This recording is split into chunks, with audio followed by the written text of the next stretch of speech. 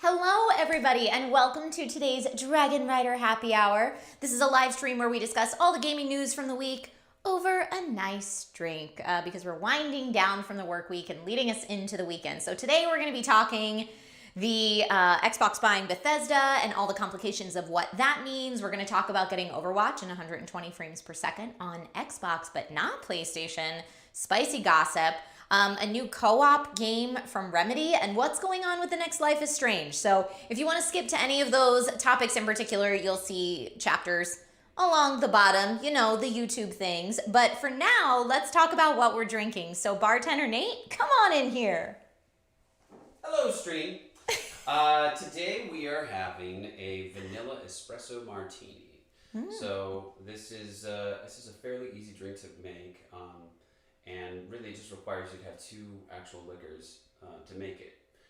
So it is basically half part vodka, and then 2/4 is, 1/4 is your coffee liqueur of choice, and the other quarter is your espresso or coffee. Typically, as a martini, this is served in a stem glass. Yes. But for the safety of electronics, of my equipment, it's a rocks glass. This is, you can make this as sweet or not sweet as you want it to be, depending on how you pour it. I mean, since we have vanilla vodka in here, that's obviously a lot of the sweetness that you're getting from that. But if you just used regular vodka, you could make yourself an espresso martini the same way. So enjoy. I haven't tried it yet. Should I try it? Yeah. Oh, that tastes like dessert. That's delicious. Right. Thank you. Cheers. You're welcome. I thought you might like this drink since you got up at 5 a.m. this I morning. did. I was up so early this morning for Amazon. Thank you, babe. Also, Classy Librarian says, love your shirt. Yeah, you know, we got this little place called Hobbiton, I think is how it's pronounced. Yes, Hobbiton. Hobbiton, that's Yes. it, that's right. It says, I went to Middle Earth and all I got was this ring, which was even funnier because it was our honeymoon. Yes. So, anyway. Bye. Bye. Thank you, Nate. All right. Well, welcome, everybody. Thank you so much for being here today. I hope you've all been having a lovely week and are winding down. And if you notice that the lighting looks a little different today, it looks a little warmer in here.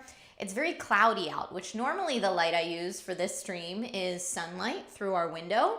But it's so cloudy that I couldn't do that, so I turned on our torches. I am being lit by torchlight right now for the stream, so that's why it looks a little more dramatic, I shall say, than it normally does. So in chat, let me know what you guys are drinking. I would love to know about it. I see Unstoppable Heart says, Nate, your hat is amazing. I will pass that along to him and let him know. But in the meantime, and as always, Nate, or I should say as the case in the last couple weeks, if Nate hasn't already, he will post the drink cocktail recipe in the Discord. So if you're not already a member of the Discord, join that Discord and you will find out how to make this drink for yourself at home if you like. And if you have any special requests like allergies or virgin cocktail version or anything like that, let him know and he can usually accommodate. He's a pretty good bartender. All right, so when it comes to gaming news today, the biggest news of this week for sure was Bethesda joining the Xbox family. Now, this was in the works for a while, finally settled this week, got all the approvals it needed to get. But basically, Microsoft had a $7.5 billion acquisition of ZeniMax Media. Now, ZeniMax Media, of course, means that we get Bethesda titles like Fallout, Elder Scrolls, Doom, Dishonored, and 8 other owned developer studios. And what that means now that they're part of the Microsoft family is that Xbox Game Studios now has all of these things as a part of it. Their family has grown. So they've already added over 20 different titles to Game Pass, which as a Game Pass fan and subscriber makes me very happy. I still to this day think it's one of, if not the best deal in gaming. Now I'm a PC gamer who also has an Xbox, so you have to understand the bias that I'm coming from. But as a PC gamer and as someone who has an Xbox, I think Game Pass is awesome, and I get Game Pass Ultimate. I'm already paid up for 3 years. You know the drill. You know I love it. Not a sponsored read at all. I just really like it, and I think it's a great deal. So now added to Game Pass, we've got from the franchises of Dishonored, Doom, Elder Scrolls, Fallout, Wolfenstein, all of those are now part of your Game Pass. So huzzah! If you haven't tried them before, now you can. If you're a Game Pass person, you can free of charge and dip your toe in the water. Or if you've already played them but want to revisit, there you go. Chopped, thank you so much for the super chat and for the kind words. Love to see you here in chat. Come back anytime. Appreciate you. So yeah, I mean, that's the big news this week. I'm going to look in and see. Riddy Morgan said, and they will all be on Game Pass. Well, do we know, confirm that they will all be on Game Pass? I know that there are over 20 titles currently added to Game Pass. And as far as future Bethesda games, so let's talk about that, right? Thank you for bringing that up. As far as future Bethesda games, any exclusive deals that were already in place are going to remain in place. Microsoft isn't changing those, which means that Deathloop and the upcoming Ghostwire Tokyo are still going to be timed PlayStation 5 exclusives. So those deals are not changing. But future titles that have been announced by Bethesda, like Starfield, The Elder Scrolls 6, for example, and that new Indiana Jones game, we don't know. I believe Phil Spencer is quoted as saying some of the future Bethesda titles might be Game Pass exclusives, which is interesting because now we're not talking Xbox exclusives, but Game Pass exclusives, meaning probably we can assume PC and console. And if they're able to put it on cloud, then even on Android, which is wild to think of, but I mean, that's the long-term game that Microsoft is playing, right? Maface says, personally, I bought an Xbox while waiting to find PC parts. Man, so hard to get those PC parts right now. I totally understand. Jimmy Sprinkles, we will get to the Life is Strange news in a little bit, so stay tuned. We will get to that later, but I'm glad that you brought that up as well. Thank you for being a new sub, Chopped. I appreciate it. Welcome to the Dragonrider community. Happy to have you here. So my question to you guys then really is exclusives. Where do you stand on them? I think there are a couple different mindsets here, but most people either fall into it's part of the games industry and it helps give extra funding to developers to make bigger and better games, so it's just kind of the way things are.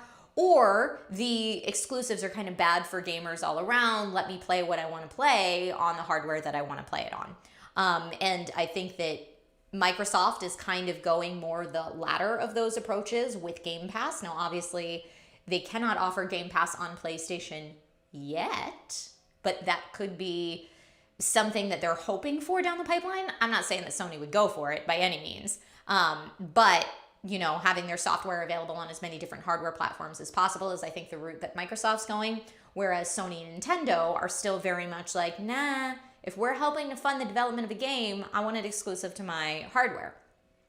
So let's see. Matt Lamb, happy Friday to you too. Thank you for being here today. I have a little bit of a delay going on between you guys and me. So Chopped says, I'm a diehard PlayStation fan, but I love all things gaming. Beardtastic Yogi says, I like exclusives. When a game company can focus on a single platform, they tend to make it more optimized. And that's certainly an opinion to consider as well. All right. Unstoppable Heart says, exclusives are good because it forces competition, thus eliciting more original games. There you go. That's an idea too. And I see lots of other people talking about wanting to build a PC right now, but not being able to get the parts that you want. But next-gen consoles are great, so if you can get your hands on one of those, which I just had another friend score a PS5 today. So for those of you waiting, be patient. It may happen. Luigi says, I think exclusives are going the way of the dodo. Most IPs have been going cross-platform eventually. And Christian Polson says, I hate exclusives. Absolute no-no. So I love that we have the full range of opinions on this in the Dragonrider community. Chopped, thank you again for the super chat. Says, Gigi, keep up the good work. I like to support the channels I like, and I really appreciate that, and I'm very honored to be in the channels you like categories, so thank you. Took it home to Jenny, says, Bethesda could do with some oversight judging from the last few outputs. Wink face. Yeah, you're not wrong. Luther Hitchens says, I am pro cross-platform, especially for multiplayer, so that everyone I want to game with doesn't have to have the same platform. And that's an idea as well. I think that a lot more multiplayer games have been going that route, but cross-platform tends to rely on the devs to upkeep whatever those servers and kind of measures are to bridge the gaps between the hardware themselves. It's not really something supported by Microsoft or Sony or Nintendo yet from any interviews that I've seen with developers. So hopefully that will be something that's supported kind of on a major corporate scale and not rely on the little devs, because that's hard for them, I'm sure. Okay, so Are We Dead Yet says, it seems that every console generation I switch. And I am of the opinion, you guys know me, I am not in the console wars.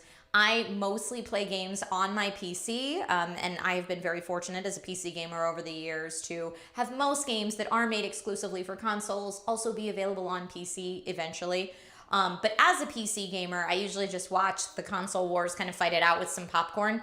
But now that PC's kind of being folded into the Xbox family, because Microsoft finally, embraced it all as one big thing, I'm a fan of whatever you can play with whatever you have access to. Just means like the more gamers we can make happy, the better. I don't want one company to succeed over another or anything like that.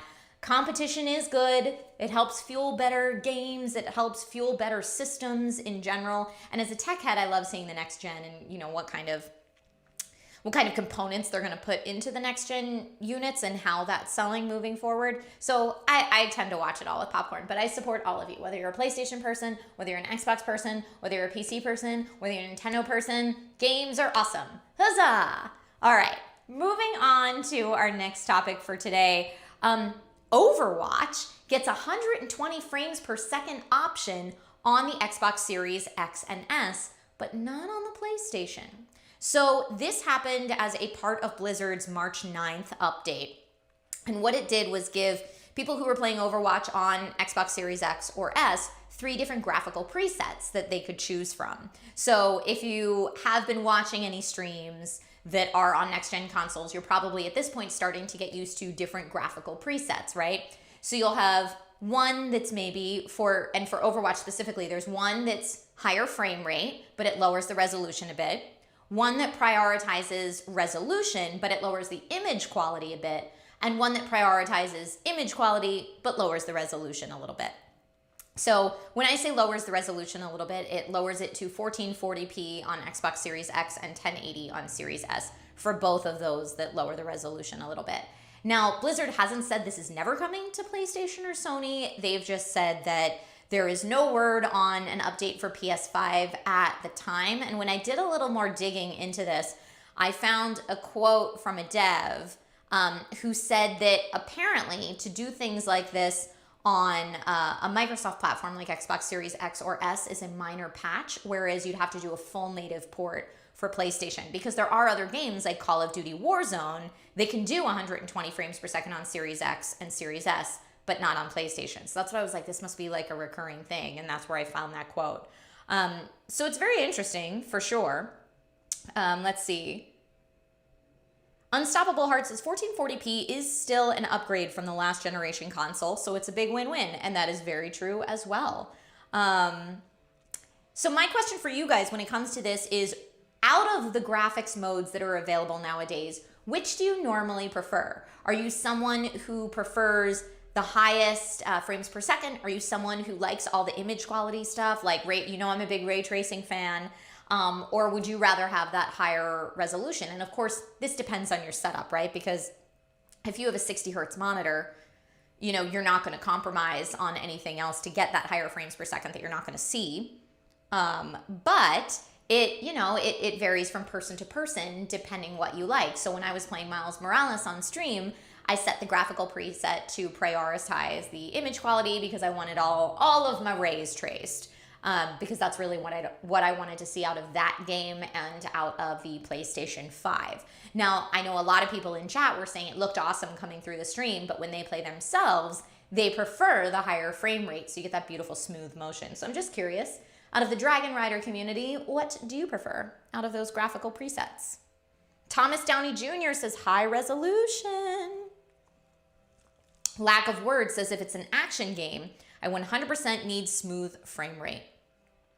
That is why I can't do Monster Hunter on Switch. Oh, I hear you though. I completely get it. Unstoppable Heart says, I play Control on my LG 55-inch OLED. Ooh, that must be so nice. You said you play it in performance mode, 60 frames per second. There you go. Yeah, I mean, it's, and Steven says you have to finish Miles Morales. I know we do. We have to finish Miles Morales. Maybe I'll do that this Sunday. I don't know what I'm going to stream this Sunday, but we will. James E says, those rays though. And Ridian Morgan says, I will settle for whatever my machine can handle, which is super true as well. You know, if you just want that smooth performance, go for that. And everybody has different names for it, right? Performance versus quality versus higher frames per second versus image quality versus higher resolution, etc. And Matt Lamb says frame rate is better than anything. So everybody has their preference, and in general, I am a favor of the more options, the merrier, so that you can game the way you want to game on the hardware that you have. Because again, a certain graphical preset isn't going to work for everybody because we all have different hardware that we're playing on for the most part. And even if we're all playing on the same console, let's say, our displays are going to be different and capable of doing different things.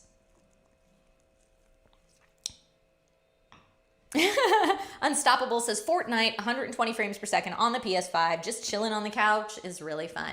You know, I still haven't gotten into Fortnite. I know, and I'm not trying to stub my nose at it or anything. I just don't know that it's going to be a game for me, so I haven't done it. But I know more recently my good buddy Steve Zaragoza got into it, and he loves it. He loves it.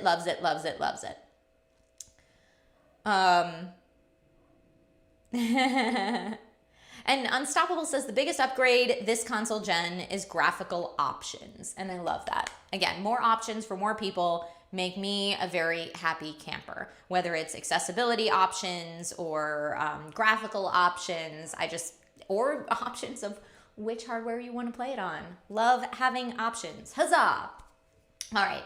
So the next bit of news that I saw, and this might have flown under the radar for some of you, but you know I'm a big Remedy Games fan. So Remedy Games, responsible for Alan Wake, the Alan Wake games, Control, one of my favorite games of all time, Quantum Break, etc. They are in the process of making a co-op game called Vanguard, or at least Project Vanguard. Maybe that won't be the title. I don't know. But right now it's being listed under the name Vanguard.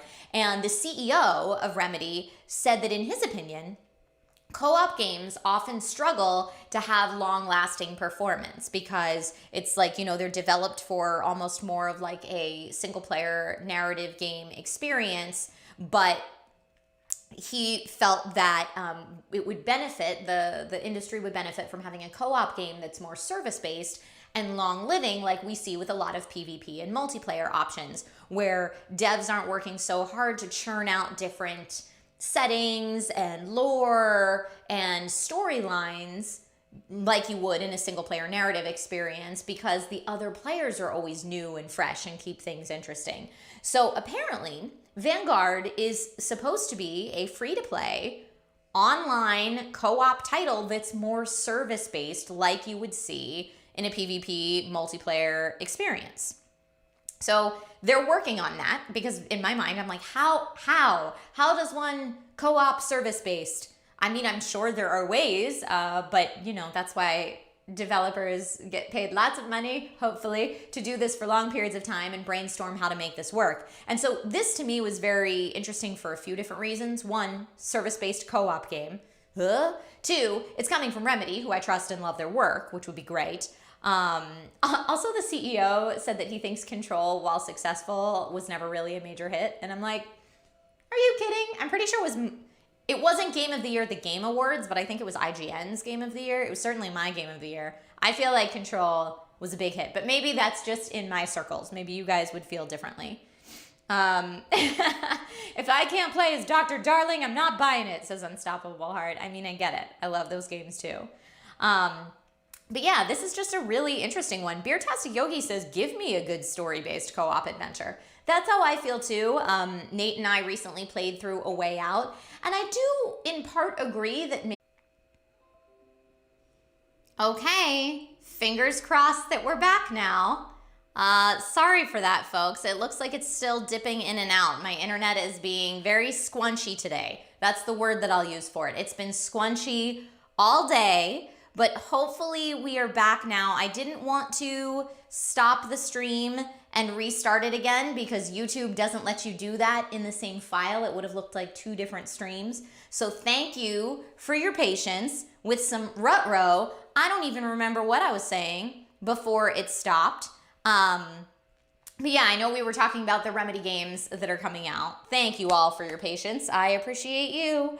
Yeah, my internet just dipped out randomly. You know, I think there's tech gremlins out there today. On my Amazon stream earlier today, the studio in New York City was having tech gremlins that froze the stream for a little bit. And now it's happening here. You guys are like, you did it. I actually didn't do anything except for wait patiently for my internet to get a hold of itself.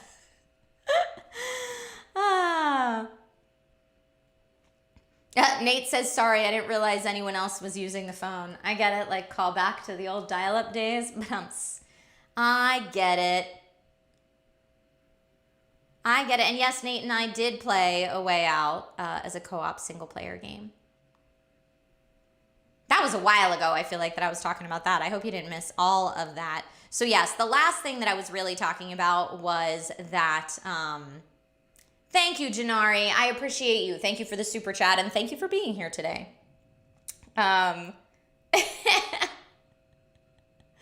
No, Ridian, it was not Brooklyn the puppy's fault this morning. It was something in the studio in LA. But yeah, the last thing that I will say about what Remedy Games has coming out, which is always interesting to me because, like I said, I love them, is some kind of service-based co-op game. I have no idea what to expect. Maybe called Vanguard. A AAA game that is going to be published by Epic, and a smaller scale game also published by Epic that is going to be in the same fictional universe. I'm not sure if it's the same fictional universe as the AAA or the shared fictional universe that Control and Alan Wake currently have been establishing. But those two games are going to be separate from whatever the service-based game is. So that's 3 new games coming from Remedy that we know of, which is pretty cool. That makes me very happy. Okay, and the final topic that I want to talk about today is some news that I think Jimmy was asking for earlier in chat. New Life is Strange news. So I just saw a tweet that went out this morning that we are going to get more information on what's next from the Life is Strange franchise on March 18th at the Square Enix Presents event at 10 a.m. Pacific time. If I am available to co-stream it on my Twitch channel for anyone who wants to watch it. Okay, and I think we should be back on my other internet line. Sorry about that, everybody. Let's see if we're actually back now. I have a residential and a business line, and you would think that between 2 lines, this would be able to happen. Just like a simple stream. I'm not even streaming in that high quality, but alas, here we are. Took it home to Jenny, posted that Discord link. Thank you so much, Jenny. Folks, if you're not on the Discord, please go ahead and join. Beardtastic Yogi says, drink every time the stream goes down. As I mentioned, it's weird weather in LA, and in LA, anytime it rains or the wind blows, the potential for my internet and or power to just go out is there. It is absolutely wild. So we have actually invested in a backup generator that can run my stream and a second internet line so that hopefully my business can continue as usual. So I appreciate everyone bearing with the hiccups, and I hope that the sunshine in Los Angeles comes out to play again soon so that my internet is a little more stable. Very smooth. This is Lord and Miller. Okay, great. Great. So I left off talking about the rumor that Don't Nod might not be helming this next episode or this next edition of Life is Strange, if you will. People are kind of loosely calling it Life is Strange 3, which leads me into my next rumor. This is a leak. Who knows if this is true? We will maybe find out on March 18th at Square Enix Presents, but it is rumored to be titled Life is Strange True Colors, and the new protagonist is rumored to be an Asian American female protagonist with mind-reading powers as the all-new power. Again, this is all total rumors. We will see if any of them are true. I'm hoping.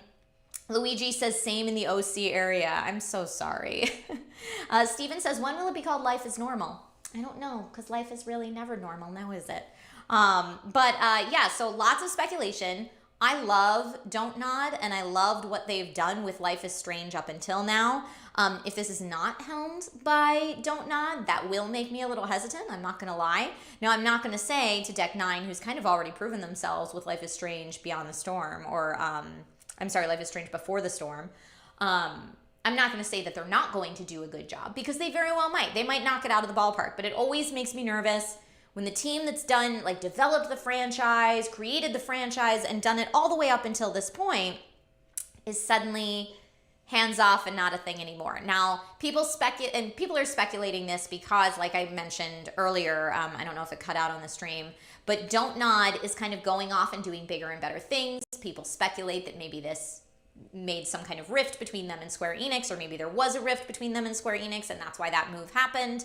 And that maybe that means that they are no longer doing anything or involved with Life is Strange 3.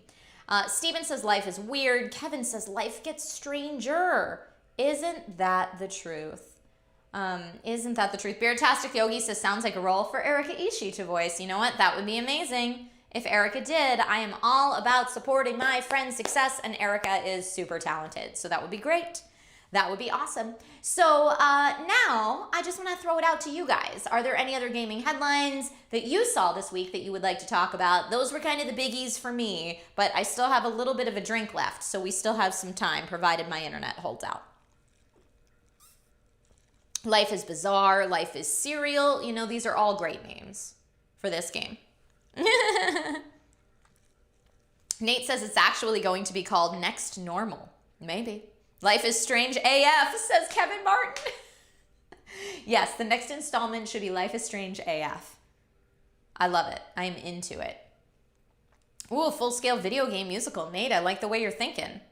That's great. That is great. Let's see. Chop says, I was also looking to get a gaming laptop. Any recommendations for that? That completely depends on what type of games you play. And what you're looking for out of a gaming laptop. But if you're not already in the Discord, join the Discord. We have a tech help section. Post in there so that I'm reminded, and I'll ask you some questions and help you figure it out if I can. Let's see. Steven Summers says, I think Troy Baker is working on a video game musical. There was a bunch of them. It was Troy and a bunch of their friends that were working on some type of musical mechanic video game, and I forget what it was called. If anybody in chat remembers what it was called, there was like a short demo of it released, but that was it. I think it was even kickstarted. We wouldn't see the rest of it for a long time, but a lot of the more popular video game voiceover artists were involved with it already, which is very, very cool. What's the next Mario game? I don't know, but when it comes out, I will probably stream it. I need to finish up and put a button on a lot of the games that I've been streaming so that we can move on to new things. It's like we're in this nice lull in video game releases right now where it's time to frantically catch up on everything you've been meaning to catch up on before we enter the next big wave of games. Chop says, is there a link to the Discord? There should be one in the description right now if you scroll down and take a look at that. I know Classy Librarian had posted it in chat earlier, but it's probably a little easier to find at this point in the description. So with that being said, thank you everybody so much for coming on into my bar, to hanging out, for having a drink with me and chatting some video game news. This has been really fun. This is something that I am aiming to do once per week here on this channel as a way to connect with the community, but also just to, you know, chat everything that's going on and unwind after the work week, kick off the weekend a little early. It's a little early for me. It's probably either your weekend's already started or end of work day for you if you're anywhere other than, if you're anywhere UK or East Coast or Central, etc. But anyway, thank you for spending some time on your Friday with me. I really appreciate it. Thank you again for bearing with me for my internet technical difficulties. You know, when people in LA complain about it not being sunny, yes, it seems ridiculous, but also sometimes it's related to things like internet and power. So give a little grain of salt. I mean, not too big a one, but like a little grain of salt for those people that say that. Matt Milder says, bye, Trisha. See you on Twitch. Yes, I will be live on Twitch on Sunday morning at 10 a.m. for the Sunday morning stream. And if I find time between now and then to go live, in addition to that, I absolutely will, because streaming is my happy place. So thank you everybody so much for hanging out. Have a wonderful rest of your Friday, and I will see you here soon. Bye everybody. Cheers.